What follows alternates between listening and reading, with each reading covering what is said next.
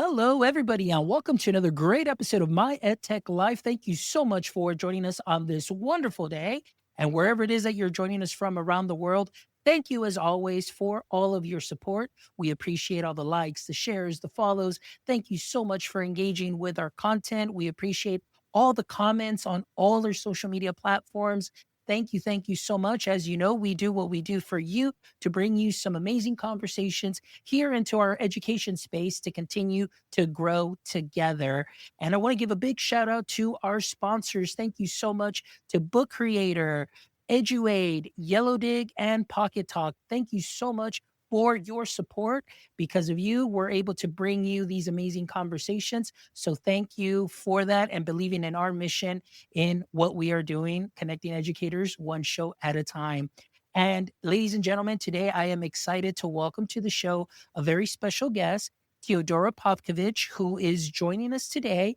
And we're going to be talking about digital wellness. And we're going to be learning a little bit about the work that she's doing through LineWise, and obviously talking about some hot topics that are out there right now, such as digital wellness, obviously student health, screen time, and of course, talking a little bit about AI chatbots and the implications of AI in the education space, or obviously in the youth space as well. So, Teodora, I would love to welcome you to the show. How are you doing today?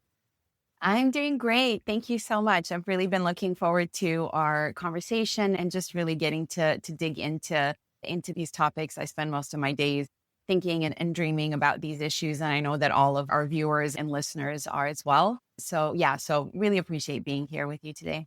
Excellent. Well, Teodora, before we dive in, for all our audience members that are listening to us and are just getting to know who you are today and may not be too familiar with your work, trust me, after today, you're definitely going to have a lot more followers on your social media and so on. So I'm really excited about that.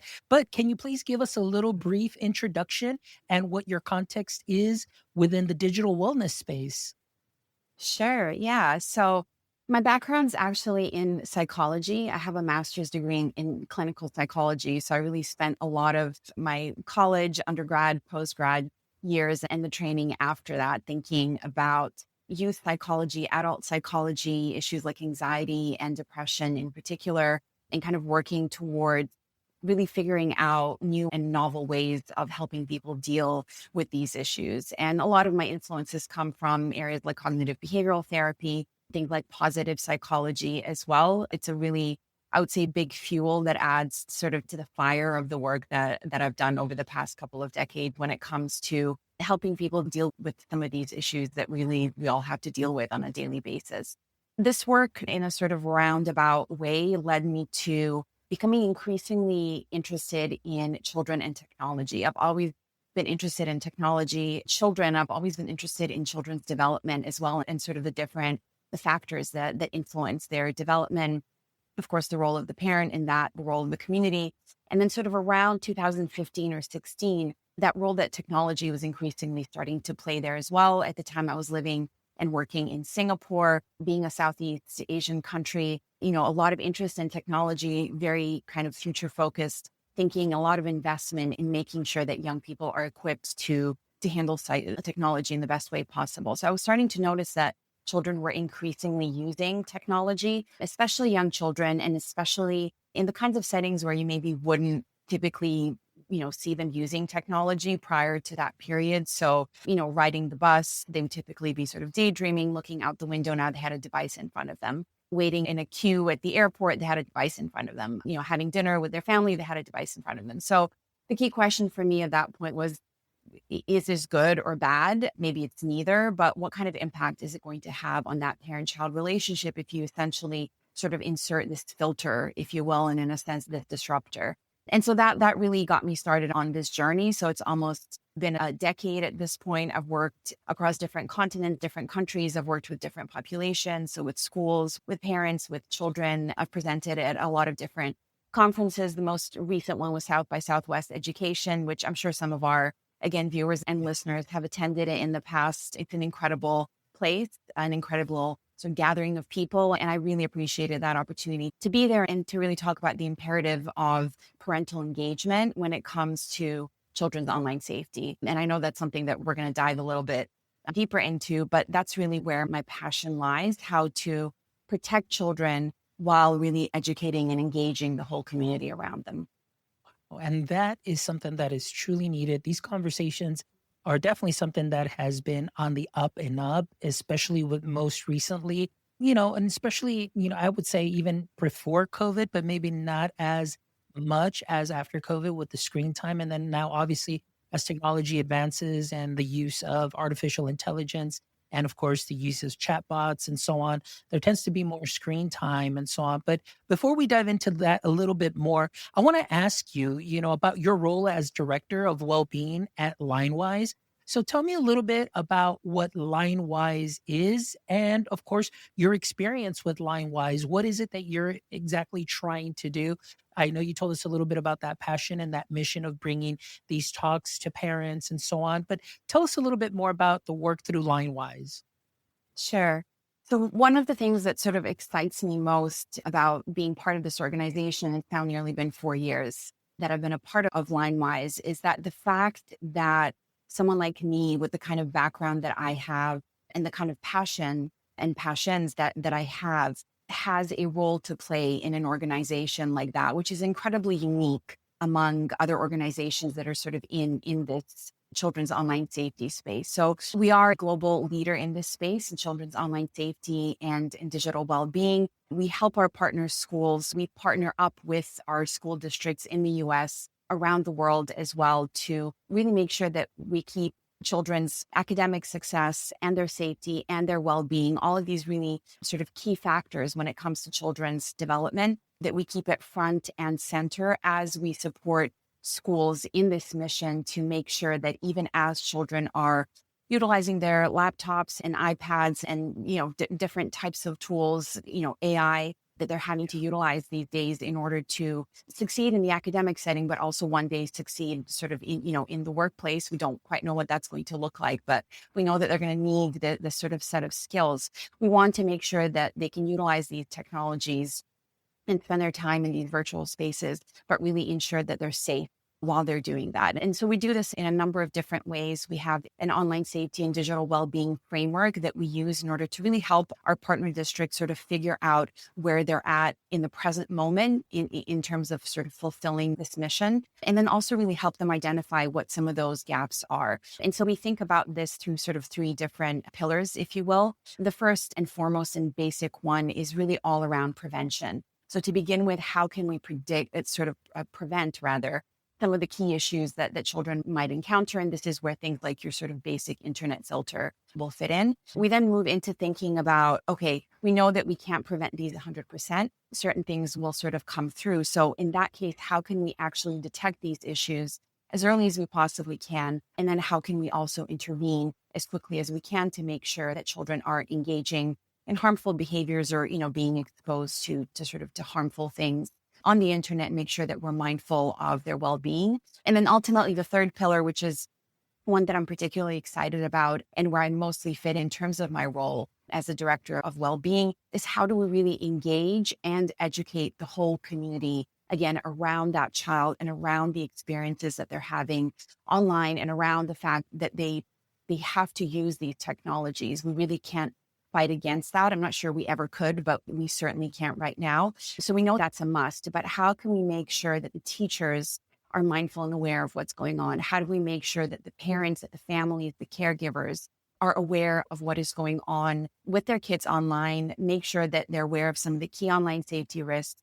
but then also make sure that we really empower them as much as possible. And so this is where, for example, our parent education piece comes in. We have a community offering that I'm very excited about. Some of what I do there is do live sessions with parents, educating them, again, around the many risks that children can encounter online, but also being very mindful of the benefits. And for me, always the kind of foremost mission or goal is to really leave the parent feeling empowered, leave them feeling confident, because that is one of the key, if not the key issue that I see nowadays. And when it comes in general to parenting in the age of technology, is parents really don't feel confident to do this. And so then they often just kind of tune out because it's really overwhelming and it can be incredibly scary. I know a lot of different places will try and utilize that fear in order to sort of get them to act and intervene. My approach, I think our approach is a little bit different. We really want to stay very focused on education, enablement,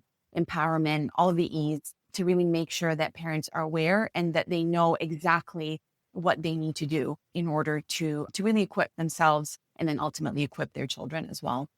Yes. I that to me right now with what you said, to me really sets you apart from a lot of other different platforms that I have grown to know through my job and going through conferences and so on. And of course, there's many different tools that many districts use, but what you're saying is speaking my language in the sense that I have always been a huge proponent that we need to include the parents as much as possible when we talk about learning communities, usually it's like, well, let's say the service center or central office, then you've got teachers and students, but then the parents, they fall by the wayside. But I love how you are very parent focused as well in what you're describing.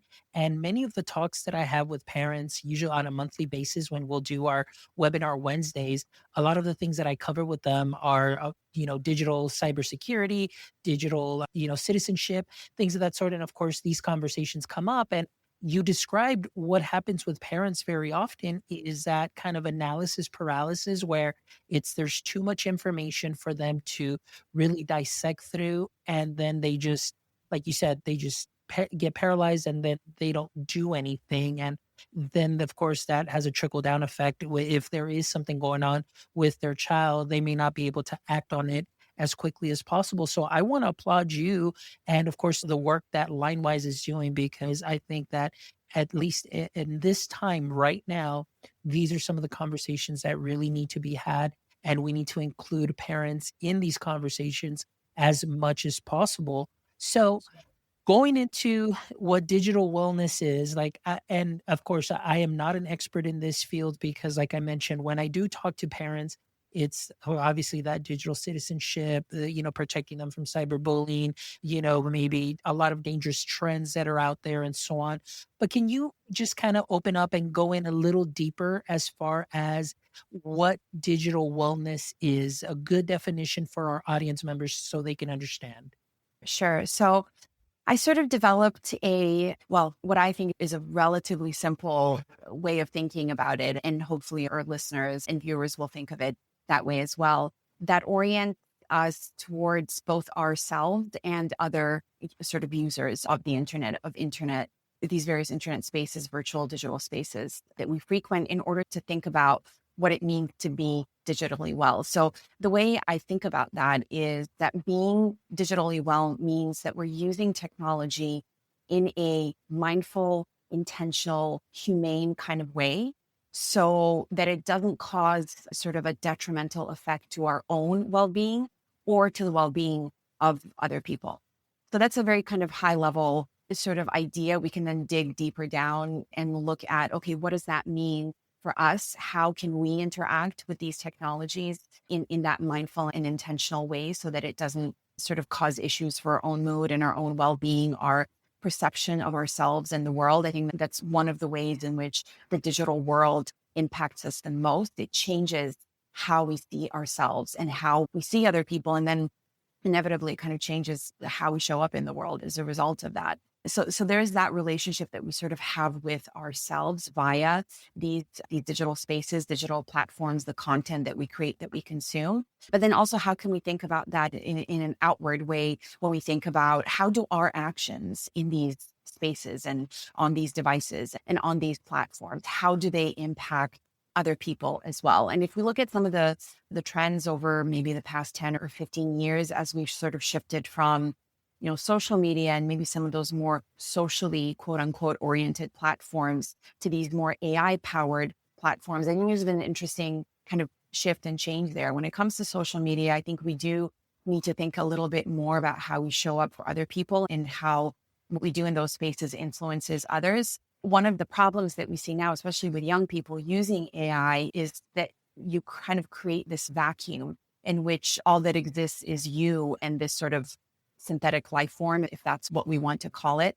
And that's when I think we're really called to consider how our use of these uses, how they sort of influence us. So that's kind of how I think about digital well-being. And then of course, within that fits, as you mentioned, digital citizenship, what it means to be a responsible, a healthy, a compassionate digital citizen. And I know a lot of individuals and organizations and schools are really doing a great job of prioritizing that. We certainly think of that as being really important as well. At Linewise, I certainly do as an individual as well. And that's where we can think about things like online bullying, for example, right? That's one of the biggest ones. So when it comes to bullying, and when I'm talking to parents about that, I'll talk to them a lot about that issue of how we show up for other people and the conversations that they can have with their kids about that, and the conversations that they can have, for example, around the tone that we use when we communicate with others. We know that the tone that we use online is not quite the same as the tone that we use offline. And we know that some of the words that we use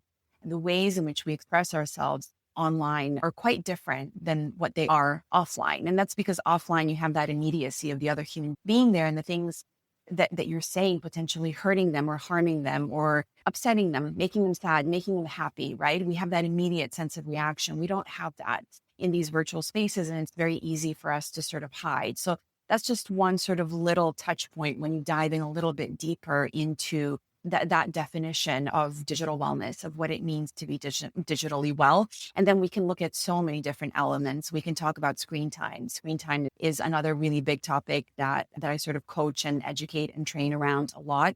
How can we think about screen time? What is too much? What is just enough? What is too little? Maybe because that could be a possibility as well. How can we combine both the question around quality and around quantity? How do we manage our children's access depending on their biological age, their maturity level, their personality and characteristics, their temperament? How do we do that when they're 5 as compared to when they're 10, and when they're 16, 17, and 18? And how do we do that on social media versus how do we do that on texting platforms versus now how do we do that with, AI bots and all of these different AI powered platforms? So all of these different things play a big role in there.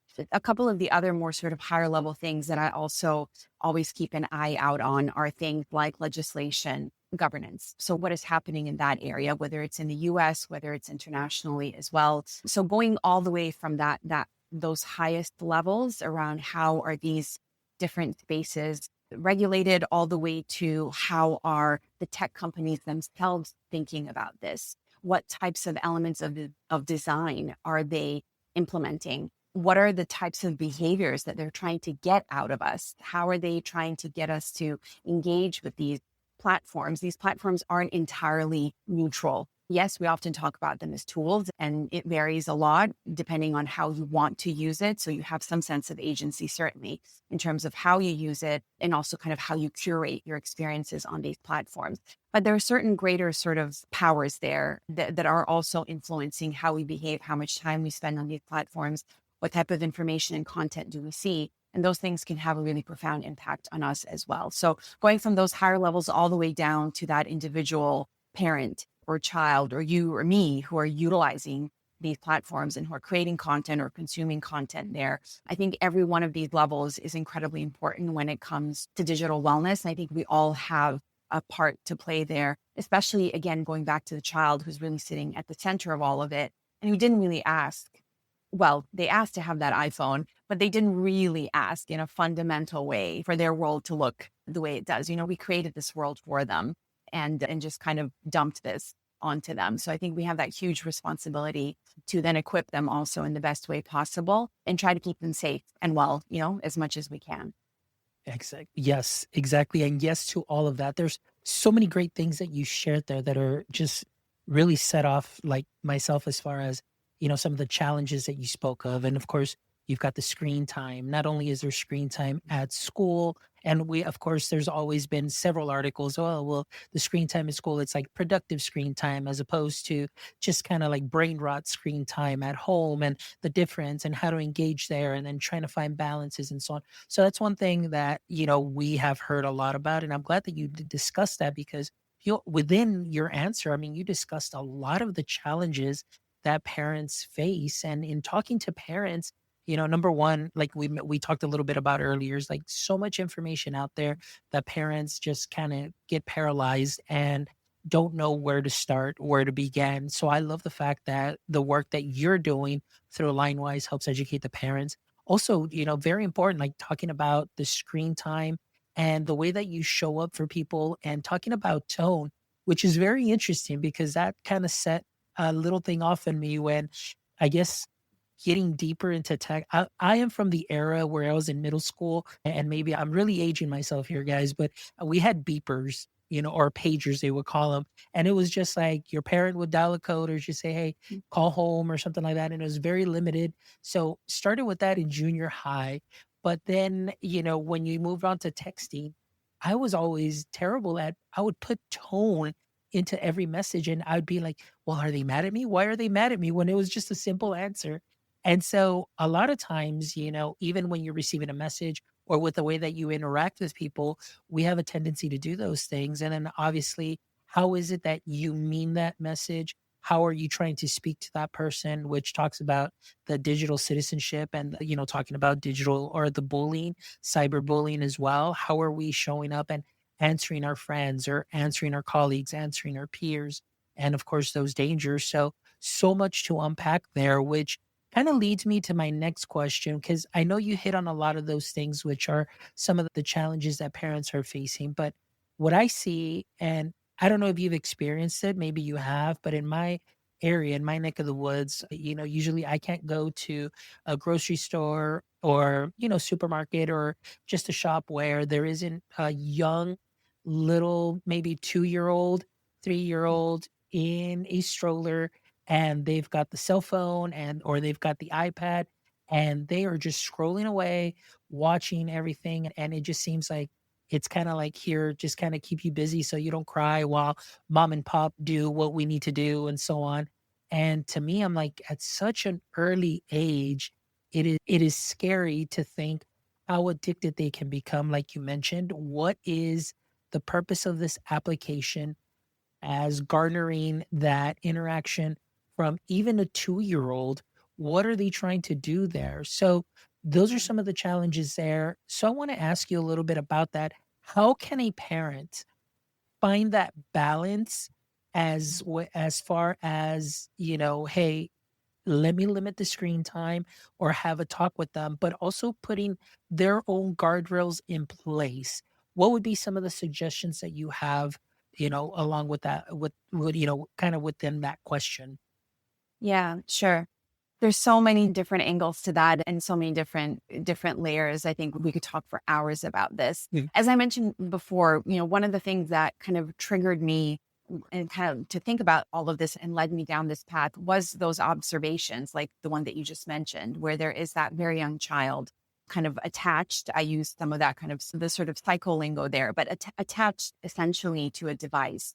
And at a very young age, we don't quite think about it as sort of addiction. It's really more just a normalization. Again, the child is too young to really understand what's going on. They pick up habits very quickly. Their brain develops incredibly quickly and kind of create those patterns super fast. And so if, you do that one time, whenever you walk into the grocery store, you give your child a device and then do it a second time, by the third time, they're probably going to be expecting it, right? And that comes from the huge area in psychology known as behaviorism, a lot of research done and that shows how quickly we build habits and how difficult it is for us to break them.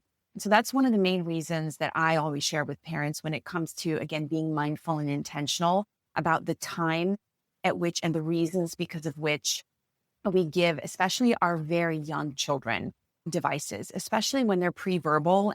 We nor they don't have that ability to really talk through what is going on and why it's happening and the reasons for why it's starting or ending. And it causes a lot of friction, let alone then as our children get older. The benefit though is that we can at least have those conversations with them and explain things and make sure that they understand rationally why we're making the decisions that we are. When they're very young, they become very used to kind of living in that virtual space as opposed to the real world of the grocery store with the fruits and the vegetables and the other people who are there and the different types of lighting. And is it light outside? Is it dark outside? The child isn't quite aware of their surroundings at that point, and they're very much immersed sort of in that virtual world. And one of the things that worries me about that is that it's setting up young people quite nicely for the AI bots and the VR and all of these different things that are already here. They're only going to become more present as they get older. So if you think about that child who's very much used to not being in the grocery store,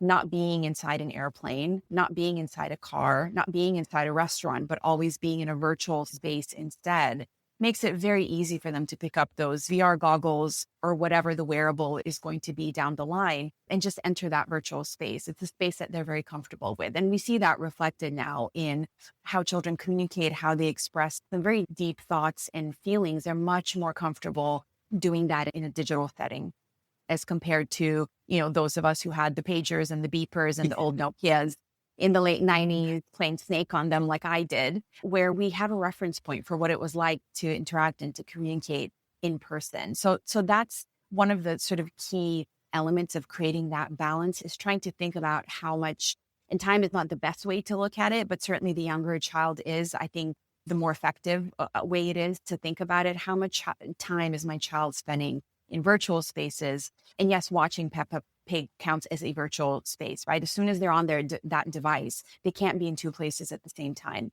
They're in a virtual space. And how much time are they sort of spending offline with you, with their caregiver, with their siblings, if they have any, with other kids, with other adults, with strangers out on the street, right? It takes a village. And I think that's an important saying that's always going to be true. We want to make sure that we expose children to those real life situations, because even as this world becomes increasingly tech saturated, I think because of AI in a very kind of weird, maybe unexpected way, we are going to need to learn how to be more human if we're going to want to control these platforms and these tools and really make sure that we're on top. I think it's becoming more important than ever, really, if we're sort of going to kind of take control of the situation. So that's one of the most basic ways of thinking about it. Another approach that we have, and this comes from my work at LineWise, this is our kind of foundational approach to online safety management. We call it the ABCs of online safety management. Like I mentioned a couple of these elements already, but the A there stands for access. How do we manage our children's access to technology? Again, this is going to look different when they're 2 as compared to when they're 7 and when they're 15 and so on. But how do we do that in an age appropriate way? And I would say age appropriate is one of the key phrases that I use that I think is one of the most important ones when we're trying to decide what types of interactions our children should have with technology and with other users on the internet. So how are we managing that access? And the second one, the B, is the boundaries. So they're in these virtual spaces, they're interacting with them in age appropriate ways, but now we want to create boundaries. So we don't just want to say, spend any old time that you want, do anything that you want, visit any platform you want, consume any kind of content you want, or share any kind of content. We need to create some of those healthy boundaries, and using a family agreement or a tech agreement.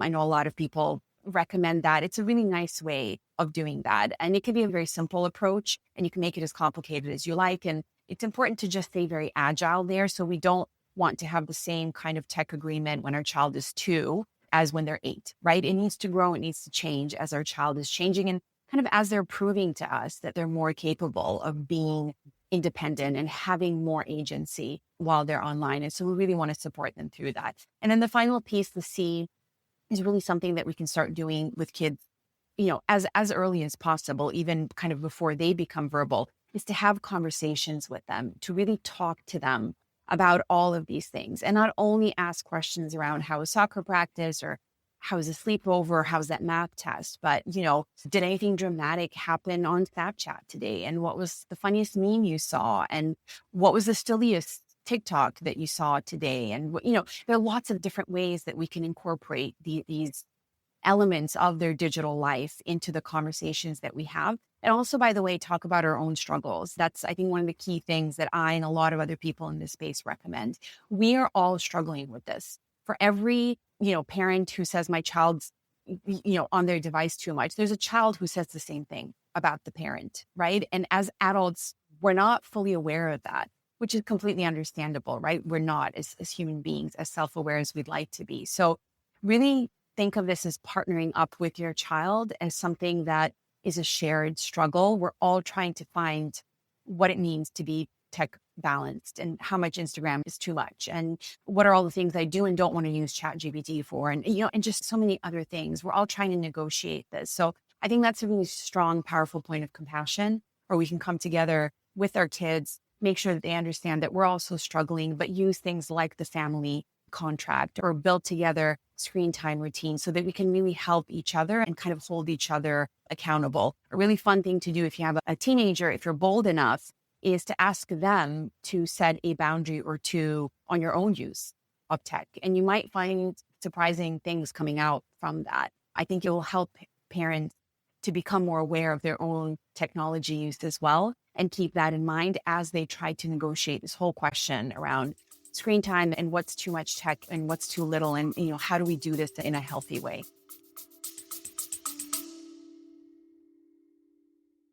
Howdy, y'all. It's Farmer Fobbs from Book Creator. Now listen up, partner. If you're wrangling lesson plans and trying to keep your students engaged, I got just the tool for you. Now remember, every student and teacher deserves a yeehaw moment, and Book Creator can give you just that. Book Creator makes it easy to get your students creating, collaborating, and sharing their ideas all in one place. Book Creator turns any classroom into a digital frontier, whether it's interactive notebooks, portfolios, or good old storytelling.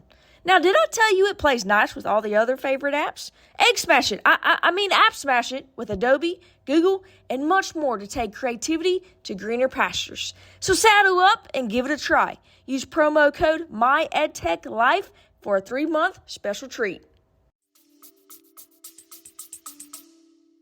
I love that. I love that ABC. I mean, that is so practical and just so easy to follow.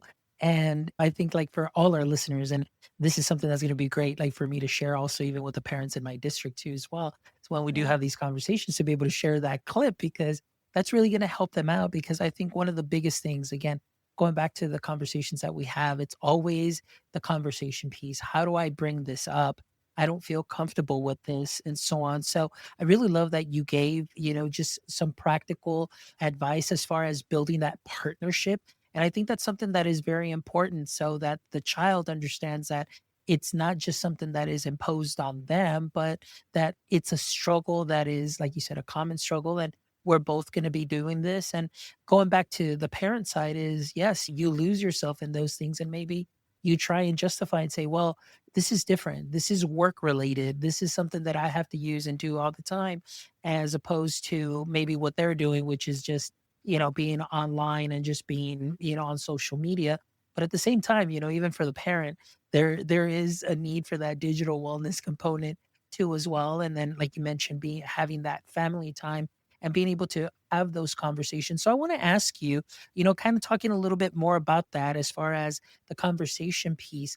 I know when I share with parents, I'll have some wonderful resources, either in English or Spanish or whatever language they needed translated. And I'll pick like just some small little articles that they feel comfortable with, just a couple of tips. But in your experience that you've had, many years and what you've done through LineWise, what are some ways that parents can also bring this topic up to be able to speak with their child and talk to them about that digital wellness piece? Because let's just assume, not many parents talk to the students at a, very young age. So let's say now they've got a middle school student and now they're seeing that there's a change in attitude or a change in behavior.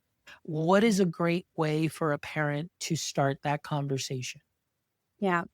One of the sort of easiest things that I recommend to parents who attend our educational webinars is use this webinar, the fact that you attended an educational session like this, or if you read an article or you see a video or, whatever it is, you read a book, use that as a starting point, especially if you've never ever kind of brought this up to your child or inside the home. Your child might think like, why are you suddenly interested in this? Why do you care? And they might also kind of not be crazy about that idea because they'll figure, well, I could get away with things so far because mom or dad or whoever, didn't know what was going on. Now they're kind of getting a sense of, what's going on here. But use something like that as kind of an awareness piece. Also to share the fact that you weren't really aware of all of the intricacies of what's going on. I spoke to a parent a couple of days ago who said they didn't know what Gemini was until relatively recently because they don't have any need for it. They don't spend a lot of time on social media and they just didn't know. And then suddenly this thing came up or an article or an alert or something like that was talking about Gemini. And they were like, it blew my mind because I had no idea that it even existed, let alone that my kids might potentially be using it, have the ability to do all of these incredible things with that tool. So the parents often don't know. Kids know that we don't know also. So we don't need to lie or pretend. I think it's okay to say that we don't. And I think it's okay to say that we are trying to improve our knowledge and our awareness, and that we, attend workshops or seminars, that we read books or articles. We hear things about different, trends or risks or benefits too, fun things as well. So you can ask your kids, what's the latest trend on TikTok, or what's a recent like funny phrase or an expression or a term that that I definitely won't know what it means, but it's very much kind of in right now. Educate me, teach me some of your lingo. Or if you have a gamer at home, one of the biggest recommendations there is to co-play with them, ask them about the games that they're interested in, and then ask them if they can teach you some stuff, and ask them about their journey, of playing that game. They would have to have overcome a lot of obstacles probably to get to where they are. There would have been a lot of skills they had to pick up on. Ask them about that, ask them to invite you into that space as much as they're comfortable, and teach you a little bit about what goes on there. So any opportunity that you have like that to really kind of come alongside them, as opposed to that typical, put your phone down or turn it off or uninstall the app, or, some of those more kind of combative ways, right, at which we sort of try to connect with our kids over this. I think any of those things can be really useful. If you've seen a movie or a TV show, or maybe your child's working on a particular project in school, there's going to be a tech element in it. Again, going back to how we would have used tech when we were younger, one of the things I find really interesting about movies and TV shows nowadays is that technology is very much present and it's visible. And I think back to shows like, say, Friends. There were no phones around. There were no smartphones. There was an occasional, beeper again, or something like that. But tech was nowhere to be seen. Whereas now it's kind of everywhere, right? And we can make these observations everywhere about the way that it impacts us, whether you're going to talk about Uber as an app, or DoorDash, or Amazon ordering, or whatever. It's absolutely everywhere. And I think parents can kind of shift their perspective a little bit, and maybe not hopefully be as sort of scared or nervous or apprehensive about bringing these topics up. There are, I think, a lot of different opportunities to do that. And there are lots of ways, I think, of doing it in a playful kind of way, in a gentle kind of way, where it isn't about that kind of butting heads and trying to enforce some kind of rules, or being kind of overwhelmed or scared or alarmed about what's going on online. But again, really trying to come up alongside our kids, and just trying to initially show a little bit of curiosity, and having that sort of beginner's mindset, if you will, both concepts that actually come from Buddhism and other ancient traditions, how beneficial it can be to approach a topic that you maybe already have some preconceived notions about, kind of from a blank slate. And I think that's a good tip for parents. They'll have a lot of preconceived notions that are probably negative when it comes to their children's tech use. They'll probably be really afraid, because they likely would have heard the worst version of all of these things in the media, on social media, and so on. So they'll be afraid. But if you try and take that approach of, I don't know much about this, but my child's a digital native, I can ask them questions about Fortnite or TikTok or, ChatGPT, or how they're using tech at school, or whatever the case is, and learn a little bit. And kids, especially as they get older, they love it when we don't know things, and when they can teach us things, and when they can explain things to us, and when we come at it from that perspective of, you're younger, but you know more about this than I do. So I think that's kind of one perspective shift that I think parents can find really helpful.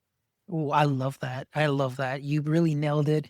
There's so much gold and nuggets there that I'm definitely going to pull for those sound bites. But thank you so much, because that was definitely very helpful and very thorough. And I think for a lot of parents, that just, it's a great start and a great beginning. And I love the fact that, you share these experiences, that this is what parents get to see when they attend a LineWise webinar. And these are the things that they get to learn, and to be able to just have those conversations. And regardless, many times, I think that parents may feel like I mentioned earlier, it's like, man, I didn't start off that young. Now they're in middle school, or maybe they're in high school, but it's never too late. Like I always tell my parents that I work with, I was like, even today, if we can get the students to think of, like, for a split second before they click send, or before they click post, or before they send that message, that, can make a big difference between either keeping the doors open or closing a lot of doors based on the type of text or the type of content that was posted. Because as we all know, a lot of that stuff can come back and haunt you later on. And we definitely don't want our students or our children to close doors on themselves. So, parents, regardless of the age, it's never too late. And you just heard some wonderful sound advice from Teodora that she shared with you. So, please make sure that you listen to that and you check out some of those webinars. So, Teodora, I'm just going to shift just the conversation a little bit over because I want to get into the research aspect of this. I know that you've been doing this for well over 10 years, and research is definitely part of what you do. So I want to ask you if you can discuss some of the most significant findings of your research or practice regarding regarding children's digital experiences.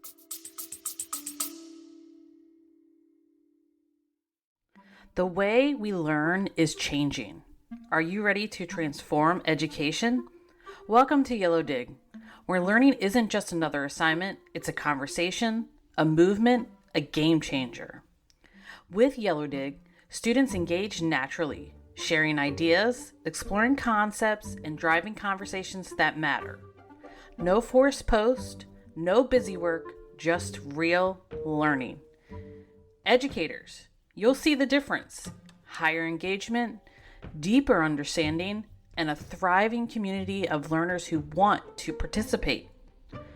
From higher ed to workforce training, Yellow Dig fuels curiosity, collaboration, and connection inside and outside of the classroom. The future of learning is here.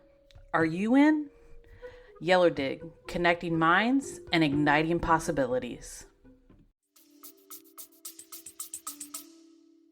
Yeah, sure.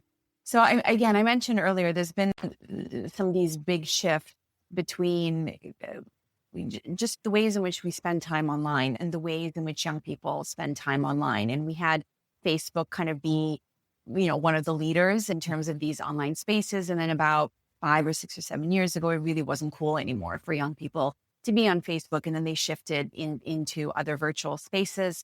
And then now over the past sort of, couple of years or however long it's been since ChatGPT has emerged, we're seeing that shift in terms of, what children are doing and where they're spending their time. So certainly social media is still a sort of an ever, present entity in their lives. That's still where they communicate with their friends, where they gather a lot of information about different things, where they sometimes seek out help when they need it, where they find communities that are perhaps hard for them to find in person, depending on, on where they're living and what kind of resources exist in their environment. It's the space that they enjoy when it comes to just having fun and just for, sort of basic entertainment purposes, nothing more complicated than that. So we still see the big players continuing to be the big players like YouTube, TikTok, Snapchat, Instagram. Those are definitely the sort of the main most popular ones.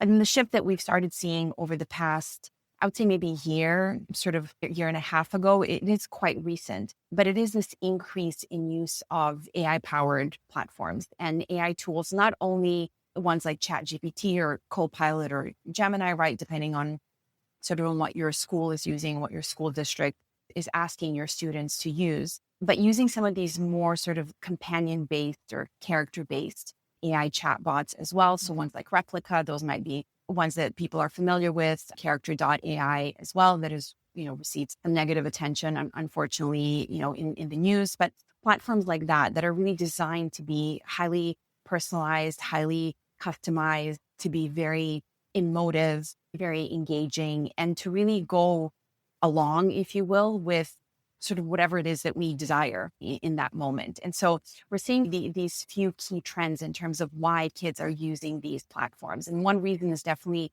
to seek advice. And we've seen that from our own sort of internal data, our own conversations with our districts. But if you look at some of the great research Common Sense Media has done as well, you'll be able to see some of those more detailed illustrations of how and why kids are using these and the different types of advice that they're seeking out. And it's everything from, some serious mental health related advice to, relationship advice. I had this fight with my partner. Was I right or were they right? What should I have said next? And we see young adults doing this as well.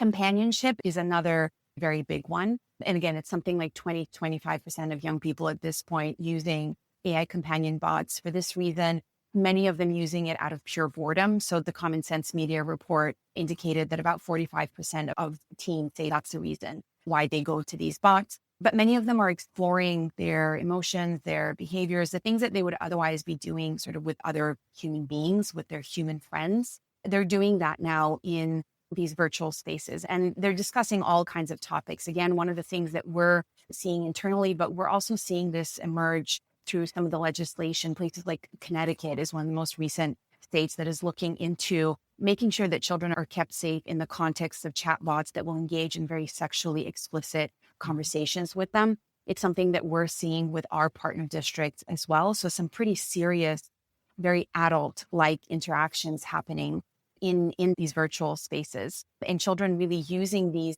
spaces that they think of as quite safe, very non-judgmental, very easy to access, in most cases free to access as well. They see them as spaces that are really just sort of easy to be in, to exist in, and to engage with over these questions around their relationships, around their mental health and well-being, around emotional states like boredom, around states like creativity, though, as well. So we are seeing the positives there as well, right? Obviously, the opportunities to use these platforms for learning, for academic success. We've heard all the wonderful things, right? And all the amazing ways in which these platforms can help us. But there are some of these other trends and patterns that are starting to emerge that are not so much focused on some of those issues around using these platforms for academic purposes. That is one of the key trends as well. But we're seeing some of these others that, frankly, I am more, I would say, both interested in and worried about, that touch upon well-being, that touch upon mental health, they touch upon emotional intelligence, social health, social intelligence as well. And this is where we see some of these online safety risks now start to emerge. So we're not only having to think about the ones in the context of social media, we kind of know what those are already, but we're now seeing them emerge through these AI-powered platforms as well. The amplification of mis and disinformation, we're seeing deepfakes, we're seeing these sort of new ways in which these tools can be used in ways that we haven't really seen before. And so we're really having to think on our feet and be very quick in terms of understanding children's behavior on these platforms and in these virtual spaces, and then really come up with ways as quickly as we can to help both the school districts, but help the families as well. And again, it really empowered the whole community, first and foremost, to make sure that they understand how young people are using these platforms, then to understand why they're using them in those ways. So why are they so drawn to them? Why do they find them just so appropriate and satisfying given the needs that they have? And then that question of, okay, and then what do we do about that? So how do we now think about, for example, those ABCs in the context of AI? And how do we now think about tech balance in the context of AI, where when it's very likely that many of us are going to have at least one AI companion of some description in the next, I would say 6 to 12 months, really, even if it's just sort of a personal assistant type, right? Most of us are going to start, again, bonding, attaching, if you will, to these character bots for a number of different reasons. We're seeing our young people already start to do that in some pretty significant ways. And so, again, this is where my passion for this work really comes out. It's one of the things that, again, interests and worries me the most. I don't want us to miss the boat on this one, because I think we did a little bit when it comes to social media, and we're trying to kind of scramble and catch up and try to undo some of the mistakes we made before. I think as fast as AI is moving, I still think we're kind of at the forefront of it. I still think we have that opportunity to very quickly, though, become aware of what the issues are, and then really think about how can we create safe spaces within the classroom, within the home, everywhere in between, to make sure that children interact with these, again, synthetic entities. There are lots of different ways we can call them, in really safe and healthy and responsible ways. Wow. Thank you so much. I really appreciate that. Was just, a lot of great things happening because, like you said, we're hearing a lot about character AI. We knew what happened to Soul, and we saw Megan Garcia. I saw that little brief YouTube video where she described what was happening. And that's just the importance of, being able to see what it is that your child is doing, how they are engaging with social media. And like I said, it's never too late to get that conversation going And of course, coming back to, and I love what you keep referring back to the ABCs because that's so practical. But I mean, it's never too late to start having those conversations. But you're right. It just seems like there is a scramble because of what we didn't see was going to happen, with just social media. Now it's going to be or grow that much more exponentially now with AI and the AI companions and the bots and learning to distinguish, that this is a parasocial relationship. It's not a truly social relationship where you're one on one speaking to somebody. And that too can be very dangerous. So, thank you so much for that wonderful share. So, Teodora, before we start wrapping up, I always love to end the show with the last three questions.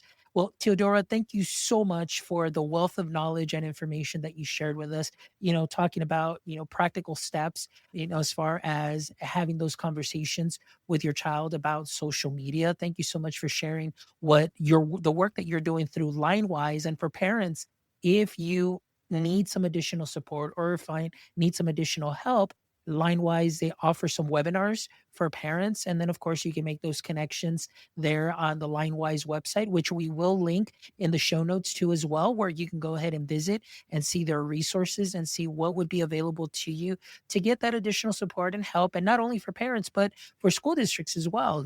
As you know, we are going through some very interesting times, and digital wellness should definitely not fall by the wayside at all whatsoever. So that's something we definitely need to take care of. So, Teodora, thank you so much for, again, some wonderful shares. But before we wrap up, I always love to end the show with the last three questions. So, hopefully, you are ready. So, here we go. Question number one. As we know, every superhero has a pain point or a weakness. So, for Superman, that kryptonite was his weakness. So, I want to ask you, in the current state of, I guess, digital wellness, I want to ask you, what would you say is your current digital wellness kryptonite? That's a tough question. I was trying to think about it in preparation for our conversation, and I was thinking there is one particular sort of thing that I see or that I notice out there in the world that I feel like the impact it has is I feel like it weakens my spirit. It makes me feel like I'm failing. I'm not doing enough if I'm not creating this particular change in behavior. And that will be these moments when we hear about children who have had really horrible experiences as a result of using, whether it's character chatbots, whether it's a particular social media platform, statistics around how much time, say 2 or 3 or 4-year-olds are spending on platforms like TikTok that are entirely inappropriate for them. It's learning about those sort of pieces of research or those insights that come through in terms of how children are interacting with digital spaces in unhealthy ways. Some of them do, like I said, sort of weaken my spirit and make me feel like this is kind of everything is lost. There's no hope left. Luckily, I recover very quickly after that. But those are, I think, probably my kryptonite. Those are the things that kind of just temporarily sort of bring me down a little bit and kind of cause me to lose some hope. Yeah. No, and it makes perfect sense. But I'm thankful that you are doing what you're doing, and what you are doing is sharing this wonderful information, not only in platforms or, conferences such as South by Southwest, but through webinars, through this podcast, that everything that you are sharing is a valuable resource that can help make a difference in the life of a family. So that is something that is very commendable. And I know that it's hard because we definitely want to do good for everybody. But trust me, you're doing a wonderful job. And I just want to let you know that I am thankful because being able to speak with you just gives me more confidence to be able to share these amazing things that you're sharing with our parents too and pass that along. So in a way, you're having a profound effect, and it's an extended effect, through the work that you're doing. So thank you so much for that. I want to ask question number two now is, if you could have a billboard with anything on it, what would it be and why? I think I'm a huge kind of art fan. If I hadn't studied psychology, I would have studied art history. So I love, museums are my happy place. So I think if I could put anything on a billboard, there were a couple of different things that sort of I was thinking about. One would be pulling up a really beautiful painting or a photograph and just putting the words "you are human" on it, because I think we're moving further and further away from what it means to be human and what it means to kind of show up in this world as a human. We're starting to use, I would say, a few too many tools in order to be creative and be productive. We're not using our own sort of hands and eyes and brains enough. So that would maybe be one. The other option would be a quote, and I'm just going to paraphrase it here, by the philosopher Seneca, that was really kind of, it was perspective shifting for me around time and the concept of time. I think, again, technology really disrupts our concept of time, how we look at how much time we have. And Seneca said that it's not so much that we don't have enough time in life, it's that we're wasting a lot of it. So it's a question of how we're using it. And for me, that was a really interesting perspective shift, sort of as somewhat sort of negative and fatalistic as that sounds. I think there's some hope in that it's really not about how much time there is as kind of absolute value. It's really all about our perceptions, and perceptions are something that we can absolutely change and have an impact on. Love it. Those are two wonderful billboards that I can definitely see one right after another. Wonderful. All right. And my last question, Teodora, for you is, if you could switch places with a single person for a day, it could be anybody, who would it be and why? I was trying to think about this one as well, and nothing was coming up for me in the present moment. I was thinking back to, I would love to have been, Leonardo da Vinci for a day, or Queen Elizabeth I, or I don't know, Sir Isaac Newton or J.R.R. Tolkien. I would want to be inside their brains and think the way they were thinking, and make decisions the way they were making their decisions, and make discoveries the way they made them, because I feel like that must have been, they may not have been aware of it at the time, but for us, obviously, observing them from this amount of a distance, it's really an incredible thing what they were able to accomplish. But when I was thinking in terms of a more kind of modern take on that, I'm drawn to, again, going back to art, I'm drawn to, I think, artists and performers who are able to tap into different emotional planes or heightened emotional states, or who really know how to tap into emotions and how to express them. So I think for people who know me really well, they won't be surprised that it would be someone like Cher, who is one of my absolute icons, or other performers like now the late Tina Turner. Dolly Parton's another favorite of mine. These are women who, I think of as being incredibly creative, as being incredibly inspired, as having this, going back to tools, they have this tool, or maybe more of a talent, to tap into something that's incredibly human and elevate it, and enable all of us to tap into the same thing as well. So talking about, superheroes and superpowers, I think there are very few powers outside of maybe the work that educators do, that doctors do, that are that beneficial to the human race. So I think it would be somebody like that. Excellent. Great answer. Well, Teodora, it has been an honor and a pleasure to speak with you today. Thank you so much for sharing so much information, and wonderful resource. This is definitely going to be a wonderful podcast that I'm definitely going to enjoy, cleaning up and editing and pushing out, because it's definitely something of value for our parents today and immediately. So I really appreciate that. And before we wrap up, Teodora, can you please share with our audience members how they may be able to connect with you, whether on social media, through Linewise? Let us know. We'd love to connect. Sure. Yeah. So definitely linewise.com. I would direct people to go there to learn a little bit more, again, about the different ways in which we support the communities that we work with. For those of you who listen to this whole conversation, you probably won't be surprised to know that I'm not very present on social media. I'm not particularly interested in social media for myself. I'm interested in how other people use it, but you will be able to find me on LinkedIn. If you just do a search for my first and last name, you'll be able to find me there. I am somewhat reluctantly active there, but I do always encourage people to connect there. I want to know more about what other people think about the topics we talked about. I want to know what they're doing about them, if they need any additional help, any additional resources. That's really all I'm about, both in my role at Linewise, generally what I do, what I've been doing for the past, again, couple of decades being in these various spaces. I want to try and help people as much as possible. And really, that's the only reason why I'll use social media. Excellent. Well, Teodora, thank you so much. And all those links, they'll definitely be in the show notes. So for all our listeners, thank you as always for your support. And please make sure that you head over to our website at myedtech.life. That's myedtech.life, where you can check out this amazing episode and the other 325 wonderful episodes where I promise you, you will find some knowledge nuggets that you can sprinkle onto what you are already doing great. And as always, thank you. Thank you from the bottom of my heart for all of your support. And until next time, my friends, don't forget, stay techie.